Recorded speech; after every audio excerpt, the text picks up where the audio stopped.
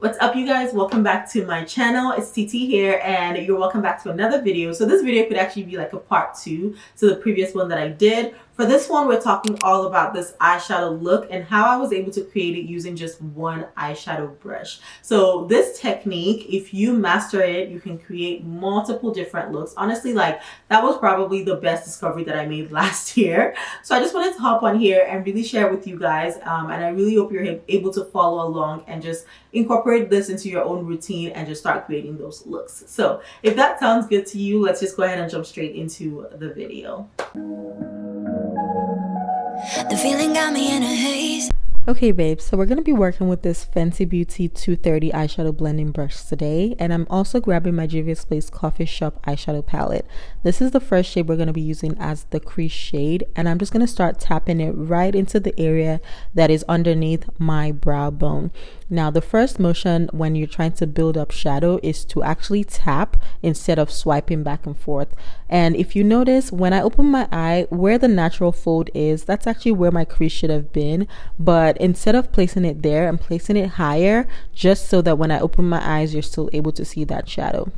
And then now this is the second shade, and it's going to be our transition shade. The transition shade is going in the area that's above the first shade that we placed, and again I'm just tapping it right around the edges of that first shade and just going back and forth, and it will start blending out. Now I just grabbed some translucent powder, just a loose translucent powder, and I'm just using it to set my brow bone area. Notice how I'm just swiping back and forth here because I didn't need any intensity with that translucent powder. And then now I want to build up some more intensity in the crease, so I just repeat the first 2 steps, and then once I have the desired intensity that I want, I just swipe the brush back and forth to soften up that transition and just make everything look well blended.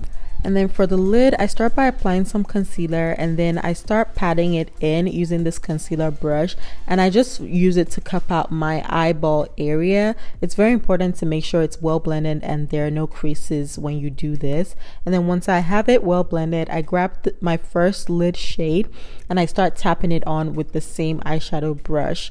I tap it on until I have the desired intensity that I want, and then I'm going in with my second lid shade, and I'm going to place that in my inner corner area going into the first eyeshadow that we placed. So as a rule, when you're building up eyeshadow looks, it always looks really flattering to go from lightest to deepest when you're working on your lid, so keep that in mind. And then now I'm just adding some more of the crease shade in that outer corner just to deepen it up and just make that transition from the lid shade to the crease shade look a lot nicer. I finished up my second eye. I did the same thing, and then now I'm gonna go in with a liner. I'm not doing a winged liner. I'm just gonna line my lash line, and then I'm gonna go ahead and grab the same eyeshadow brush with the crease shade and just start smoking out that liner. I think this looks really flattering, and it gives a really nice soft effect. So especially if you're someone that does not know how to do a wing liner, this will be your best friend. And then I just finished up my lower lash line. I applied that blue liner in my waterline, and then I'm just grabbing the eyeshadow brush and smoking out with the transition shade just right underneath my eyes. And that's pretty much it for this look, you guys. It's very easy. Like I said, you can switch up the shades and create whatever look you want, but the style and the technique remains the same.